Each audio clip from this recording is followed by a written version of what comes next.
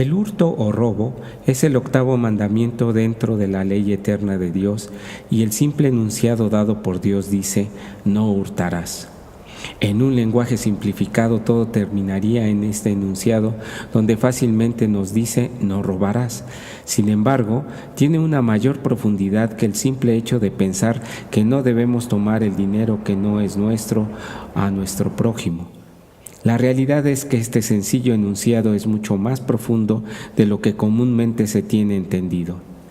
Analicemos juntos y con mayor detenimiento las enseñanzas bíblicas respecto a la gran profundidad que este mandamiento nos enseña y cómo es parte importante del conjunto de mandamientos que sumariamente describen el amor al prójimo. La ley de Dios y la ley de Moisés. Para iniciar esta comprensión un poco más detallada del significado y alcance de este mandamiento, debemos tener claro que este mandamiento es parte del decálogo divino dado a Moisés desde el Sinaí, Éxodo 20 del 1 al 17. Esta la conocemos como la ley eterna de Dios y es la misma que el rey David dice: la ley de Jehová es perfecta, ya que en ella descansa la sabiduría de las enseñanzas del Maestro. La ley de Moisés fue una ayuda para que el pueblo de Israel comprendiera la profundidad del conocimiento de la ley eterna de Dios. El apóstol Pablo escribe: de manera que la ley de Moisés, nuestro ayo, fue para llevarnos a Cristo, para que fuésemos justificados por la fe. Mas venida la fe, ya no estamos bajo ayo. Gálatas 3, 24 y 25. Entonces vemos que la ley de Moisés, o mejor dicho, la de los ritos y sacrificios, fue enclavada en la cruz, porque nos alejaba de Cristo Jesús. En otra carta el apóstol Pablo escribe: rayendo la cédula de los ritos que nos era contraria, que era contra nosotros, quitándola de en medio y enclavándola en la cruz, y despojando los principados y las potestades, sacólos a vergüenza en público, triunfando ellos en sí mismos. Colosenses 2, 14 y 15. La ley eterna de Dios. La ley de la libertad y del amor es la ley eterna. En su carta el apóstol Santiago dice: porque cualquiera que hubiere guardado toda la ley y ofendiere en un punto, es hecho culpado de todos, porque el que dijo: no cometerás adulterio, también ha dicho: no matarás. Ahora bien, si no hubieres matado, ya eres hecho transgresor de la ley. Así hablad y así obrad, como los que habéis de estar juzgados por la ley de la libertad. Santiago 2, del 10 al 12. Esta es la ley que es perfecta, ya que descansa en el amor de Dios y al amor al prójimo. Sobre esta ley el Maestro explicó en el Sermón del Monte que nada se quitaría de la ley, ni siquiera el más pequeño signo. No penséis que he venido a abrogar la ley o los profetas. No he venido para abrogar, sino para cumplir, porque de cierto os digo que hasta que perezca el cielo y la tierra, ni una jota ni una tilde perecerá de la ley, hasta que todas las cosas sean hechas. Mateo 5, 17 al 20. Y la razón es porque esta ley es una ley espiritual que transforma a las personas. Y esta predicación de mayor profundidad hizo que la ley de los ritos se eliminara como el ayo que fueron. Aún así, ambas leyes tuvieron un vínculo muy estrecho en las leyes que regularon el comportamiento del pueblo de Israel. Esto significa que no todo fue contrario a nosotros. La utilidad de los escritos de Moisés sirvieron para explicar con mayor detalle el cumplimiento de la ley de Dios. La explicación detallada de la ley de Dios. El mandamiento respecto al hurto, o bien la acción de tomar ilegítimamente algo que no le pertenece, está claramente prohibido en la ley de Dios. Sin embargo, su explicación detallada la vemos en las leyes civiles del pueblo de Israel. Esto es la descripción a la que nos referíamos al decir que el enunciado es más profundo que su simplicidad por recordar. En el libro del Éxodo explica con detalle la profundidad del significado del mandamiento: no hurtarás. El capítulo 22 explica 4 modalidades o formas de infringir este mandamiento y son las siguientes. 1. El robo común. 2. Daño a la propiedad. 3. El fraude. 4. El abuso de confianza. El robo común. Cuando alguno hubiere hurtado buey u oveja, y le degollare o vendiere, por aquel buey pagará 5 bueyes y por aquella oveja 4 ovejas. Si el ladrón fuere hallado forzando una casa y fuere herido y muriere, el que hirió no será culpado de su muerte. Si el sol hubiere sobre él salido, el matador será reo de homicidio. El ladrón habrá de restituir cumplidamente. Si no tuviere, será vendido por su hurto. Si fuera hallado con el hurto en la mano, sea buey o asno u oveja vivos, pagará el duplo. Éxodo 22 del 1 al 4. La ley explica claramente si alguna persona toma una propiedad ajena, pagaría hasta 5 veces el valor del objeto robado o animal. Y si era tomado en el acto, dañando la propiedad, y le herían de muerte, el dueño no era condenado por la muerte del ladrón. En caso de robar tesoros o alhajas, el ladrón pagaba el doble del valor.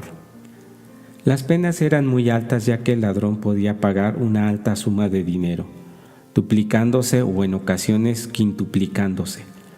Pero era muy probable que pudiera perder algún miembro de su cuerpo, manos o pies, para que no tuviera la intención de volver a hacerlo.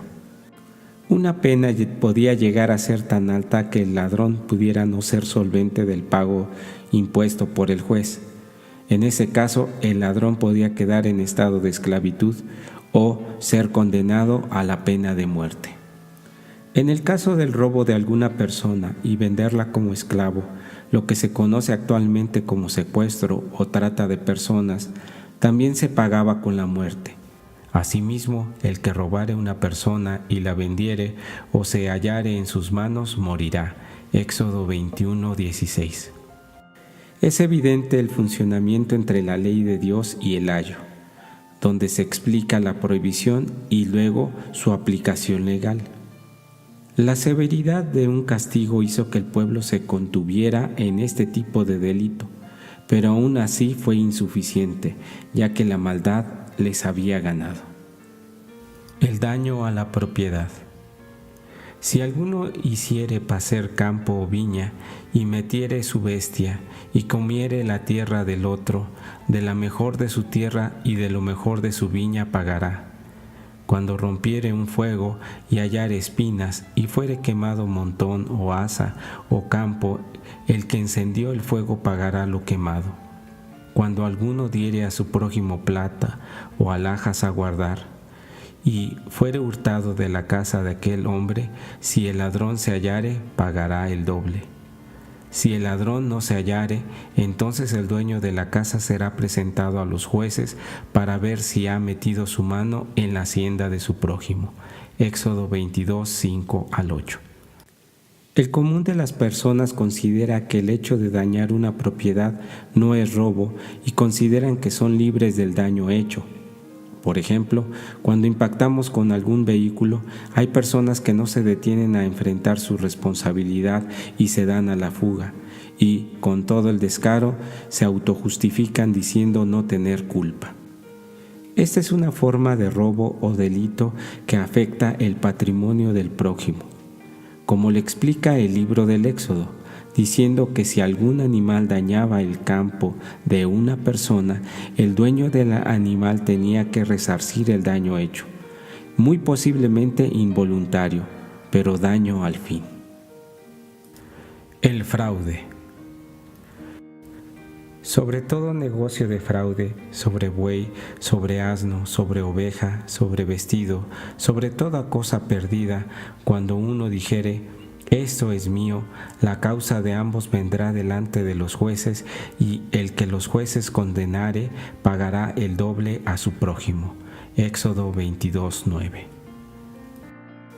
El fraude es el engaño económico con la intención de conseguir un beneficio en lo cual alguien queda perjudicado y el defraudador se beneficia de esta operación. Este delito es parte de la prohibición del mandamiento no hurtarás. Cualquier operación económica que se tenga la intención de no cumplir con la calidad, con el tiempo de entrega o la simple entrega, las características pactadas o en general engañar a la persona que está comprando un bien u otro beneficio tangible o no, es fraude. Si yo vendo un objeto que no es original o tiene un defecto muy escondido y no lo doy a conocer, estoy siendo un defraudador.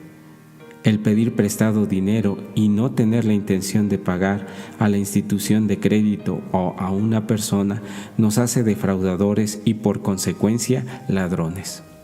El Antiguo Testamento dice: no hurtaréis y no engañaréis, ni mentiréis ninguno a su prójimo. No juraréis en mi nombre con mentira, ni profanarás el nombre de tu Dios, yo Jehová. No oprimirás a tu prójimo, ni le robarás. No se detendrá el trabajo del jornalero en tu casa hasta la mañana. Levítico 19, 11 al 13. Un punto por destacar en el análisis de este mandamiento es la última parte del texto referido al mencionar que no retengamos el pago de un trabajador. Es una lamentable costumbre que un hermano que tiene trabajadores, el no pagar a sus empleados en forma justa y correcta. Es un acto de conciencia y de humanidad el pago a un trabajador, como es responsabilidad del trabajador cumplir con la responsabilidad del trabajo asignado sin querer cobrar injustamente un trabajo no hecho o de pobre calidad. Precio recibieron de ti para derramar su sangre, usura y logro tomaste, y a tus prójimos defraudaste con violencia. Olvidástete de mí, dice el Señor Jehová. El pueblo de la tierra usaba de opresión y cometía robo, y al afligido y al menesteroso hacían violencia, y al extranjero oprimían su derecho. Ezequiel 22, 12, 29. La práctica del fraude y la usura no son aceptados dentro de la conducta del pueblo de Dios. Son comportamientos que obedecen a una falta de espiritualidad y un apetito de avaricia. Cualquier persona que busca a Dios no puede tener este tipo de prácticas. El maestro en la explicación de su doctrina dice: y las gentes le preguntaban diciendo: ¿pues qué hacemos? Y respondiendo les dijo: el que tiene 2 túnicas dé al que no tiene, el que tiene que comer haga lo mismo. Y vinieron también publicanos para ser bautizados y les dijeron: Maestro, ¿qué haremos? Y él les dijo: no exijáis más de lo que os está ordenado. Y le preguntaron también los soldados diciendo: ¿y nosotros qué haremos? Y él les dijo: no hagáis extorsión a nadie, ni calumniéis, y contentaos con vuestras pagas. Lucas 3, del 10 al 14. Eliminar cualquier intención de obtener dinero o ganancia mal habido es el mensaje divino. El abuso de confianza. Si alguno hubiere dado a su prójimo asno, o buey, u oveja, o cualquier otro animal a guardar, y éste muriere, o se perniquebrare, o fuere llevado sin verlo nadie, juramento de Jehová tendrá lugar entre ambos que no echó su mano a la hacienda de su prójimo. Y si el dueño lo aceptara, el otro no pagará. Mas si le hubiere sido hurtado, resarcirá a su dueño. Y si el que le hubiere sido arrebatado por fiera, traerle a testigo, y no pagará lo arrebatado. Pero si alguno hubiere tomada prestada bestia de su prójimo, y fuere estropeada o muriera, ausente su dueño, deberá pagarla. Si el dueño estaba presente, no la pagará. Si era alquilada, él vendrá por su alquiler. Éxodo 22, del 10 al 15. Otro aspecto que hay en esta ley es el defraudar la confianza. Cuando a una persona le confiaba una propiedad, Ésta tenía que responder por aquella confianza depositada en su persona. De igual forma tenía que responder a tal cargo. Hoy día es común que las personas simplemente nieguen una responsabilidad como esta, pero es otra forma de robo o daño al prójimo. Cuando tomamos un objeto, un auto, una herramienta prestado, es nuestra responsabilidad el cuidado y la devolución íntegra del objeto en cuestión. Es muy común no devolver objetos como libros, herramientas o cualquier otro objeto considerado insignificante, justificando con el olvido o la pérdida o el daño del objeto. Pero en caso de suceder esto, la obligación delante del prójimo y de Dios es regresar el objeto prestado o bien uno que resuelva el daño o la pérdida. Un problema muy grande que la gente tiene y llega a contaminar a la iglesia de Dios es el luchar por una propiedad ajena, buscando apoderarse de esa propiedad, ya sea casa, templos o terrenos, incluyendo a personas que se presentan como siervos de Dios, haciendo movimientos de fraude y abuso de confianza con evidente intención de apoderarse de algo que no les pertenece, justificando su delito, haciéndose pasar por gente decente, pero con la clara evidencia de despojar al legítimo propietario. La palabra de Dios dice: «No habitará dentro de mi casa el que hace fraude, el que habla mentiras no se afirmará delante de mis ojos». Salmo 101, 7. La ley en nuestro corazón. Cuando el Maestro enseñó su doctrina, buscó que la ley eterna dada en el Sinaí no quedara invalidada. Muy contrario, buscó que quedara muy firmemente grabada en el corazón del que creyera en sus enseñanzas y los mandamientos de Dios. El fracaso que tuvo lo hoy conocido como ley de Moisés es que esa ley no llegaba a la conciencia de las personas, solo al castigo y obligación a cumplir, como dice el Antiguo Testamento. Por tanto daré a otros sus mujeres y sus heredades a quien no las posea, porque desde el chico hasta el grande cada uno sigue la avaricia, desde el profeta hasta el sacerdote todos hacen engaño. Jeremías 8:10. El hombre que no llega a comprender la verdadera profundidad de la eterna ley de Dios justifica errores venidos de la idolatría y sostiene que la ley de Dios fue enclavada en la cruz con el fin de justificar la introducción pagana del día domingo. Sin embargo, con esta reflexión es claramente demostrable que la doctrina del Cristo es mucho más profunda. Una persona que se dice ser seguidor de Cristo o cristiano debe corregir su comportamiento y cualquier conducta de robo o hurto. El apóstol Pablo escribe: «El que hurtaba, no hurte más, antes trabaje, obrando con sus manos lo que es bueno, para que tenga que dar al que padeciere por necesidad». Efesios 4:28. Ahora podemos comprender que este mandamiento, contenido en la eterna ley de Dios, tiene un significado más profundo que las simples dos palabras que dicen: «no hurtarás». Que el Señor le bendiga.